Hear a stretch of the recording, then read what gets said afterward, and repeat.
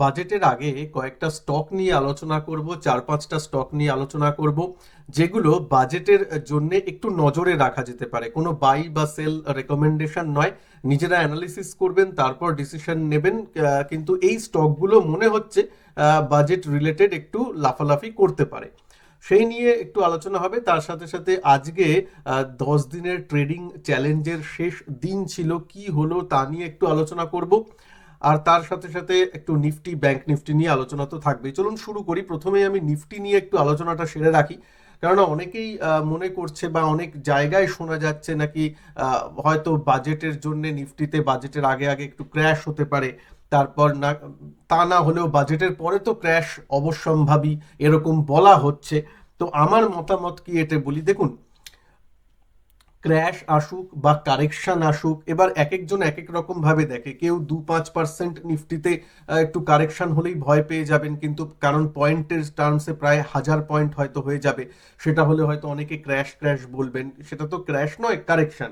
এবার যার যেমন পজিশন করা আছে সেই অনুযায়ী তার একটু চিন্তা হতে পারে। তবে আমার পার্টিকুলারলি মনে হয় যে বাজেটের জন্য যে মার্কেট ভেঙে পড়বে তা কিন্তু নয়।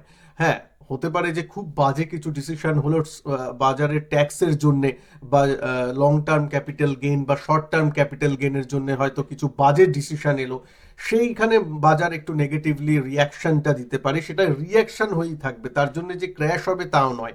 দেখুন, লং টার্ম ক্যাপিটাল গেইন বাড়ানো হয়েছিল 10% যখন, তখন বাজার একটু নেগেটিভলি রিয়াক্ট করেছিল, তারপর আবার সব ঠিক হয়ে গেছে। সুতরাং তা নিয়ে চিন্তা করার কারণ নেই, যতক্ষণ না পর্যন্ত বিশাল কোনো জিওপলিটিক্যাল নিউজ আসছে বা অন্যরকম কোনো খবর আসছে, ততক্ষণ বাজারের এই তেজি অব্যাহত থাকবে বলেই মনে হয়। মাঝে মাঝে হয়তো একটু কারেকশন আসবে, হয়তো 24,000-এর দিকে একটু আসবে, 24,100-200-তে আসবে, আবার ঠিক তার মানে আহ, উপরের দিকে যাওয়াটা আবার হয়ে যাবে। কারণ ব্যাপারটা হচ্ছে নিফটিতে যে অন্যান্য সেগমেন্টগুলো আছে, ধরুন আইটি, এখন যেমন আইটিটা একটু সামাল দিয়ে দিচ্ছে, ব্যাংক এখন একটু ব্যাকফুটে, আবার দেখবেন আইটির পরে একটু এফএমসিজি সায় দিয়ে দেবে যখন আপনার আইটি একটু ব্যাকফুটে যাবে। তো এরকম ভাবে ইন্ডেক্সটা ম্যানেজ হয়ে যাবে বলে মনে হয়। তবে 2-3% কারেকশনের জন্য সবসময় আমাদের রেডি থাকা উচিত, মানে আমাদের সবসময় মনে রাখা উচিত যে 2-3% রানিং কারেকশন হতেই পারে, তাতে কোনো মানে চেঁচিয়ে মেচিয়ে যে ক্র্যাশ হয়ে গেছে এই হয়ে গেছে এই মানসিকতা না রাখাই ভালো। তবে বাজেটের জন্য যে খুব একটা বড় কিছু ক্র্যাশ মানে নিচের দিকে আমি তো খুব একটা ব্যাপারটা দেখছি না। এখন যদি একটু বড় করে দেখেন, 24,000, 23,900 থেকে 24,000 কিন্তু নিফটির একটা স্ট্রং সাপোর্ট হিসেবে কাজ করবে। সুতরাং বাজেটের আগে পর্যন্ত বাজার ঠিকই আছে। আচ্ছা, এবার নিফটি ব্যাংক নিয়ে বলি। নিফটি 52,455 বন্ধ দিয়েছে, যথেষ্ট ভালো। যতক্ষণ 52,000-এর উপরে আছে ততক্ষণ পর্যন্ত কোনো কথা হবে না, মানে ভালোই চলছে। 52,500 ক্রস করে যদি টিকে যায় এবং ক্লোজিং দেয় তখন আরো ভালো, তখন 53,000টা তো সময়ের অপেক্ষা থাকবে। সুতরাং 52,000-এর উপর যতক্ষণ আছে ততক্ষণ ব্যাংক নিফটিও ভালো। এবার আসি কিছু স্টকের স্পেসিফিক আলোচনায়।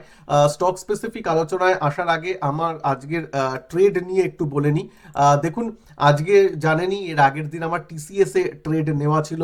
4,030 টাকা লেভেল থেকে টিসিএস আমার নেওয়া ছিল, এবং আপনাদেরকেও আমার পাবলিক টেলিগ্রাম গ্রুপে বলেছিলাম। সেদিনকেই প্রায় অনেকটা 3-4%-এর মতো আমার নেওয়ার পর বেড়েছিল। তারপর আজকেও 4,200 ক্রস করে গেল, আমি 4,210 ওরকম নাগাদ আমি বিক্রি করে বেরিয়ে গেছি।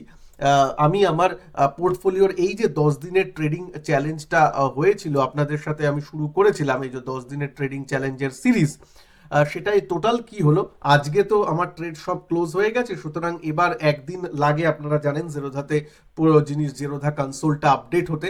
আপডেট হয়নি, কালকে আমি টোটাল পিএনএলটা আপনাদের সামনে নয় শো করে দেব কনসোলে গিয়ে, যেখানে ফার্স্ট দিন আমার মনে হয় 1 জুলাই বা 2 জুলাই থেকে এই কম্পিটিশনটা আমি জাস্ট আপনাদের লার্নিং পারপাসে শুরু করেছিলাম।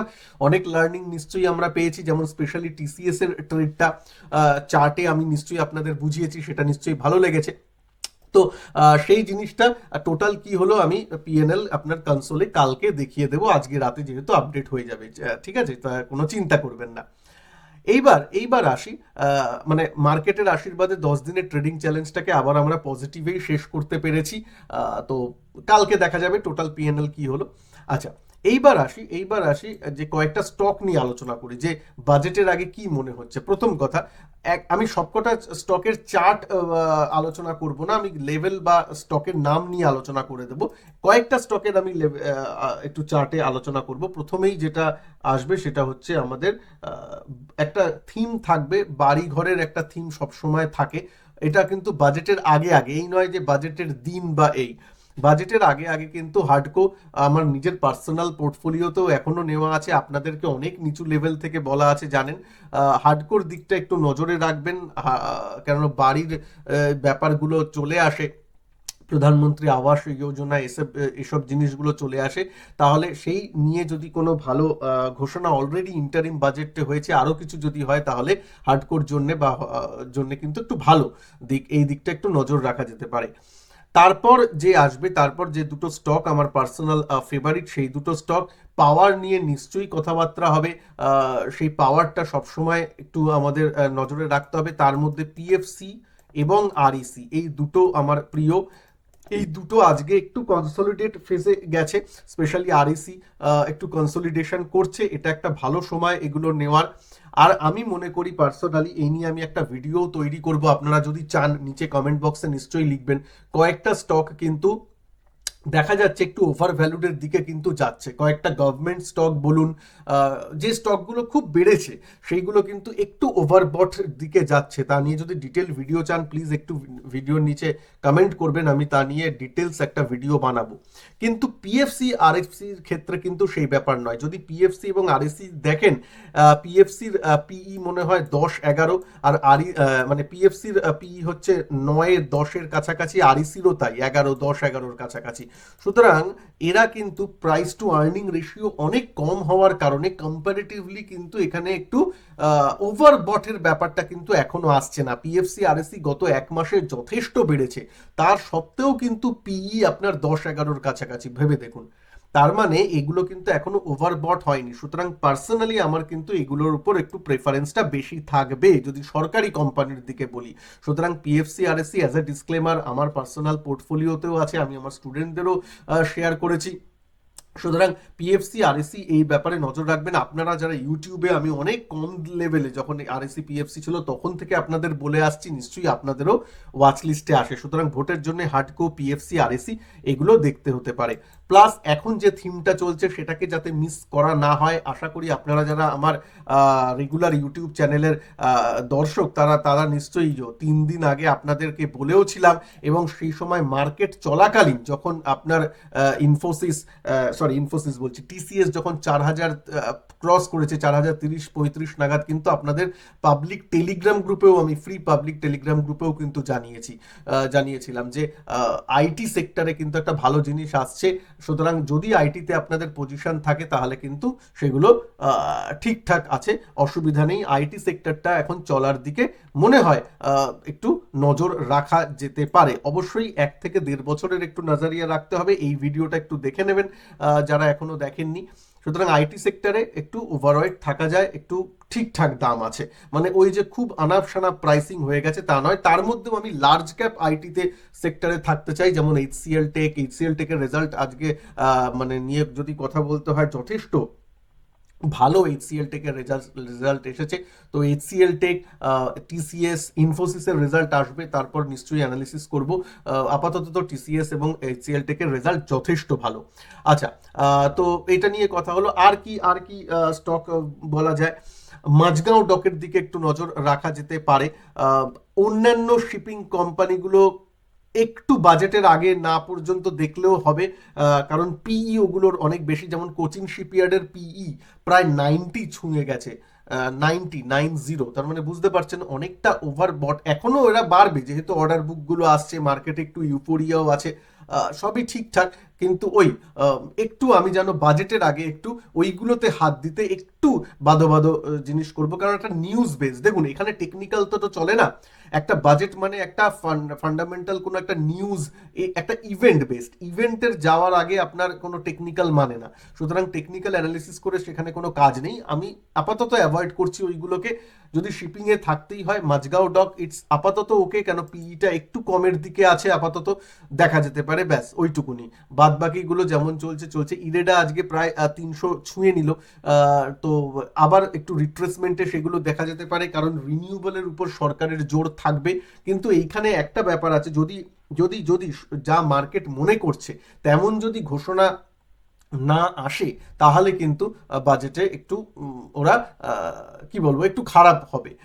তাই জন্য আমি রেলওয়ে সেক্টরে কিন্তু এখন আজকের দিনে বা কালকের দিনে কিন্তু পজিশন আমি বাজেটের আগে নেব না। যদি আমাকে পার্সোনালি জিজ্ঞেস করেন, কোনো মানে কোনো ফিনান্সিয়াল অ্যাডভাইস নয়, কেন নেব না সেটাও বলি। রেলওয়ে স্টকগুলো সবকটা বিগত এক মাসে আপনার অ্যাভারেজ, অন অ্যান অ্যাভারেজ 30%-এর মতো কিন্তু অনেক স্টক বেড়ে গেছে রেলওয়ে স্টকগুলো।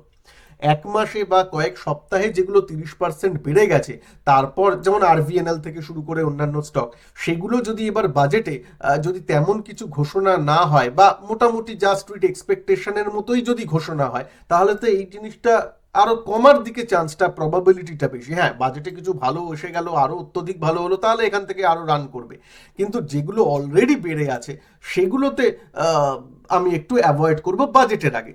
স্টকগুলো খারাপ হয়ে যায়নি, আবার ভুল বুঝবেন না যে স্টকগুলো খারাপ হয়ে গেছে সঞ্জয় বলছে, একদমই না। রেলওয়ে সেক্টরের স্টোরিটা শেষ হয়ে গেছে না, আমি তা বলছি না। বাজেটের আগে আগে জাস্ট একটু রিস্ক থেকে আমি নিজেকে মুক্ত রাখবো, সেই ব্যাপারটা বলছি। সুতরাং এই 3-4টে যে সেক্টর বা স্টক বললাম সেই দিকে একটু নজর রাখবেন। একটু ডার্ক হর্স মেবি হতে পারে পিএসইউ ব্যাংকগুলো, কেন পিএসইউ ব্যাংকগুলো একদম থমকে দাঁড়িয়ে আছে, কেউ এখন দেখছে না ব্যাংকিং সেক্টরটা।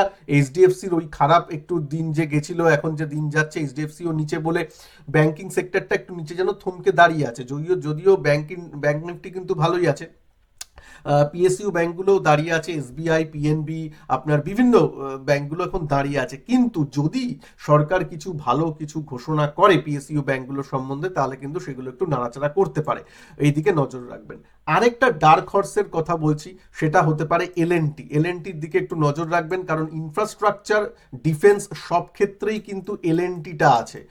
ডিফেন্সের অন্যান্য স্টকগুলো যেমন অনেক একটু বেড়ে গেছে, কিন্তু এলএনটিও কিন্তু ডিফেন্সে আছে, এটা মনে রাখবেন। সুতরাং এলএনটি একটা ডার্ক হর্স হতে পারে। আরেকটা ঠিক ডার্ক হর্স নয়, কিন্তু সেই দিকে অবশ্যই নজর রাখবেন, সেটা হচ্ছে হ্যাল।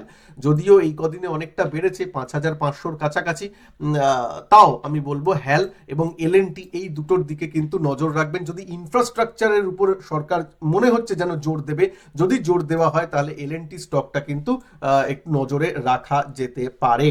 ঠিক আছে, আশা করি এই 4-5টা স্টকের দিকে একটু নজর রাখবেন। ভিডিওকে ভালো লাগলে একটু লাইক করে দেবেন, চ্যানেলে নতুন হলে চ্যানেলকে সাবস্ক্রাইব করে বেল আইকনকে প্রেস করতে ভুলবেন না। আর যারা আমার এসটি ট্রেডিং চ্যাম্প ব্যাচে যুক্ত হতে চান, যেখানে আমি লাইভ মার্কেটে ক্লাস করাই, যুক্ত হতে গেলে আমার এই চ্যানেল ভিজিট করে এখানে জয়েন বাটন পেয়ে যাবেন, জয়েন বাটন ক্লিক করে জয়েন করে নেবেন। ভালো থাকবেন সবাই, নমস্কার, জয় হিন্দ, বন্দে মাতরম।